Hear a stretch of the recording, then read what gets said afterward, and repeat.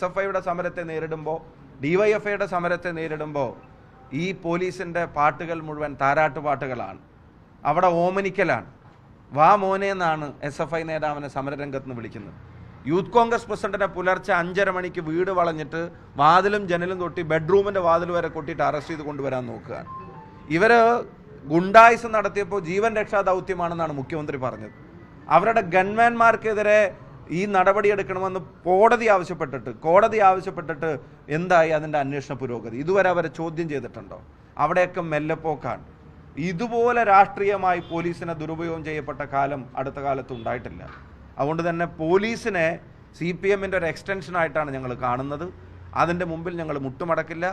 രാഹുലിനെയും അദ്ദേഹത്തിൻ്റെ സഹപ്രവർത്തകരെയും നിശബ്ദരാക്കാൻ ശ്രമിച്ചതുപോലെ കേരളത്തിൽ ഈ പറയുന്ന നടപടികൾ കൊണ്ട് യൂത്ത് കോൺഗ്രസ് സമരങ്ങൾ നിന്നു പോകുമെന്നാണ് സർക്കാർ വ്യാമോഹിക്കുന്നെങ്കിൽ അത് നടക്കില്ല. കൂടുതൽ സമരങ്ങളുണ്ടാവും. ഇന്ന് 3 ജില്ലയിൽ സമരമുണ്ട്, നാളെ 3 ജില്ലകളിൽ സമരമുണ്ട്, അടുത്ത ദിവസങ്ങളിൽ സമരമുണ്ട്, തിങ്കളാഴ്ച സമരമുണ്ട്. സമര പരമ്പരകൾ തന്നെ കേരളത്തിൽ നടക്കും. ഇതുകൊണ്ടൊന്നും പിന്മാറാൻ ഉദ്ദേശിക്കുന്നില്ല എന്നുള്ളത് കൃത്യമായിട്ട് പറയാൻ ആഗ്രഹിക്കുന്നു. അതിൽ തയ്യാറാണ്. പുലർച്ചെയാണെങ്കിലും ഉച്ചക്കാണെങ്കിലും രാത്രിയാണെങ്കിലും ഒക്കെ അറസ്റ്റിന് തയ്യാറാണ്. ഇവരുടെ ഒരു തരം ആനുകൂല്യവും വേണ്ട. ഇവരുടെ ആനുകൂല്യം കണ്ടിട്ടും ഇവർ ഓമനിക്കുന്നു വിചാരിച്ചിട്ട് സമരത്തിന് ഇറങ്ങുന്നവരല്ല ഞങ്ങൾ.